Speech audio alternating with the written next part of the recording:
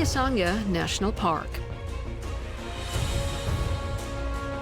This is the largest equatorial rainforest in Africa. Here, behind the wall of the impenetrable jungle, among the hum of insects and unbearable heat, gorillas of the Western Plains hide from the world. One of the least studied inhabitants of the African forest, whose life has only recently received the attention of scientists and the park rangers. However, the search for these elusive primates often looks like a special service operation. Durrani! Yes, come in. Where are you? We're on the route, in square number 3. Nobody's here. What about you? We found Malay's group. Okay, we're going to you. Such conversations enable the park rangers not only to find out what's happening in this or that square of the forest, but also to understand in which direction the group of gorillas is moving, and therefore change their route accordingly.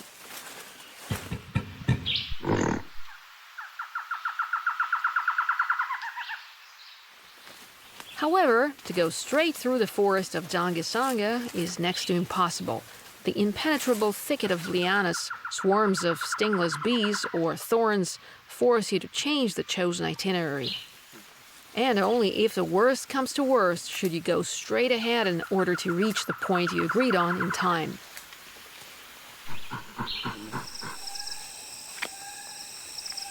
These two are the guides from the Bakra tribe, who are also known as pygmies or people of the size of a fist. Nobody knows gorillas' habits better than them. This is because the Bakra are born pathfinders, known how to read tracks and marks like a book.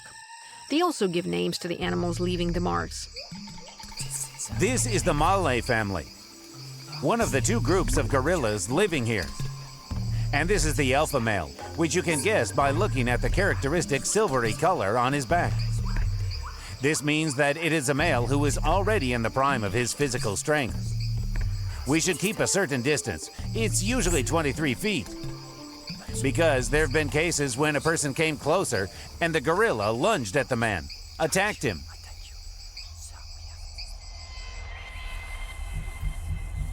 The male of the lowland gorilla is the most aggressive and the most secretive one among all his congeners.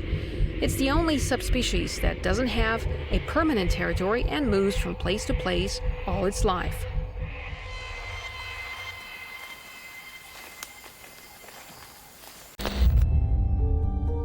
Baka pygmies live mainly in the frontier forest of Dzanga-Sangha National Park to the south of the Bayang village, while gorillas live in the heart of the forest reserve. There are about 3,000 of them here, more than anywhere else on the African continent, although it is extremely difficult to find them. Lowland gorillas spend most of their lives on trees, eating fruits of trees that grow solely in this area. They live in small groups, each of which consists of an alpha, several young males, and 5 to 6 females. In total, no more than 10 individuals, but in contrast to mountain or cross-river gorillas, lowland gorillas don't have a clearly defined territory and constantly move around.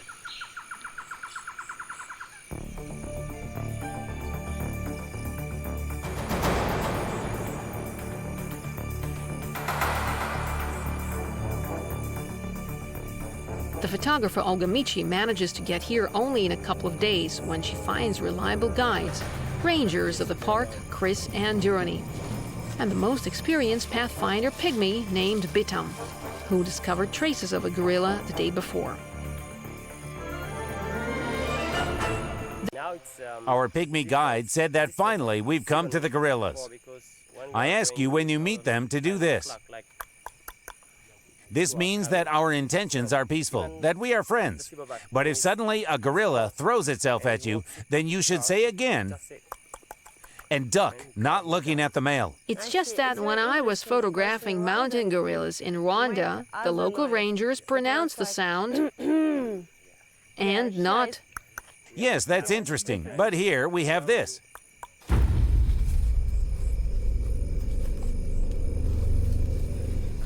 These are the caretakers who are here with gorillas all the time.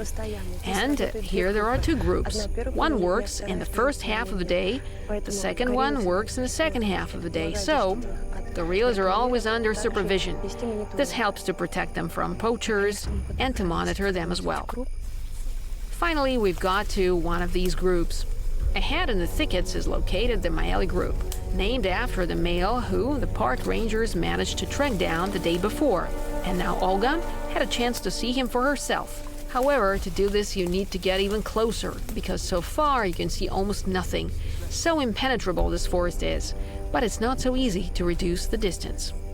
Is there any way to go from that side? No, there's a female there. The vegetation here is very dense. It's dangerous, you know? Yes, but from here I cannot make any photo because of these branches. Yes, I see, but on the other side, you have the same thicket. Well, then maybe on the left.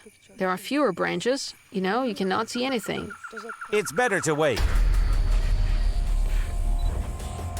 The ranger knew what he was talking about. A few seconds later, one of the gorillas suddenly got up and went deeper into the forest. It was the alpha who gave the rest of the family the signal that it was time to move on. Perhaps because of the appearance of people. Anyway, as of now, the photographer has nothing.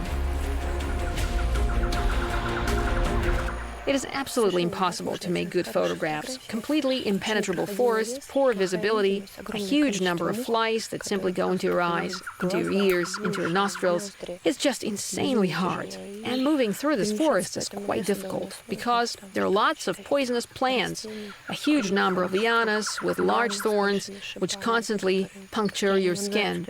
And they've even torn my shirt in some places. And the terrible heat. Just insane kind of heat. And the gorillas, they're so different from mountain gorillas. They're constantly moving. But finally the gorilla comes out to a more or less open area of the forest, and Olga manages to make the first photo.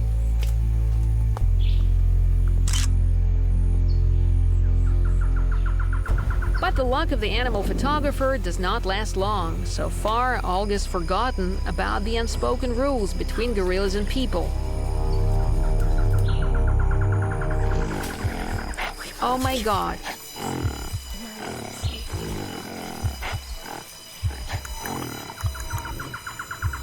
It's all clear without words. Olga has no choice but to accept the leader's warning and retreat. I think the maximum distance I've approached is probably 5 meters. No closer, no way. And at this moment he directly showed aggression, right away like this, with a branch. He showed me, go away, I don't want to see you, but I hope it's not my last trip, I still can do it. And Olga leaves Maeli's domain to return here later.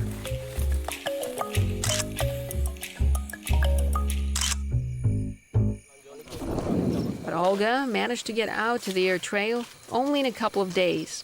She again goes to the border areas of Dzanga-Sangha with a firm determination to find the alpha of Maeli and reconcile with him. This time Olga and the guides set off early, with the aim to be in time to find the gorillas at breakfast, which they have from about 9 to 11 a.m. The animals need to find about 11 kilograms of greenery at a time in these forests, and it takes a lot of effort. Actually, the same as following the traces of gorillas, passing again through these impassable thickets and thorns. Finally, one of the guides begins to tut-tut the tongue.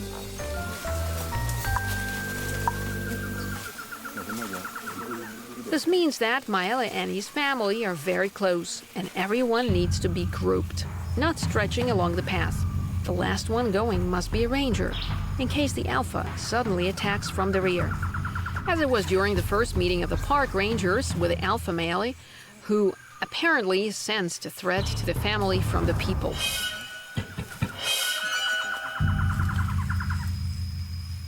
But this time the mighty male with a silvery back appears to be in a very good mood. He doesn't show any interest to unexpected guests at all, like other members of the clan who Olga tries to photograph as soon as possible.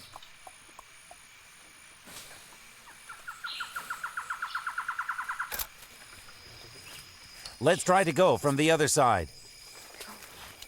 Well, let's go. Let's go this way.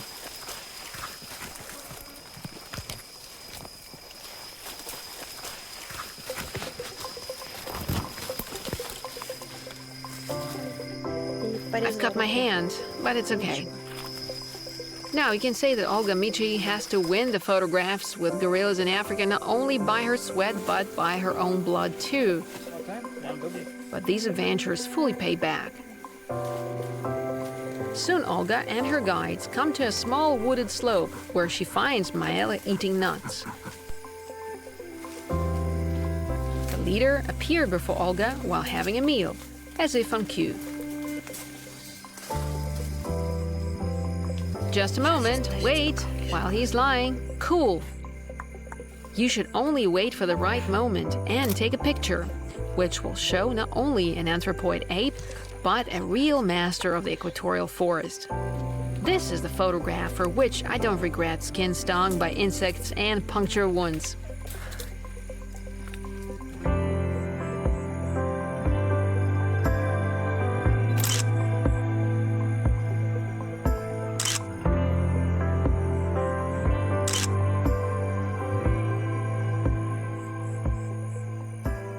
I even thought I took a couple of pictures where he smiles.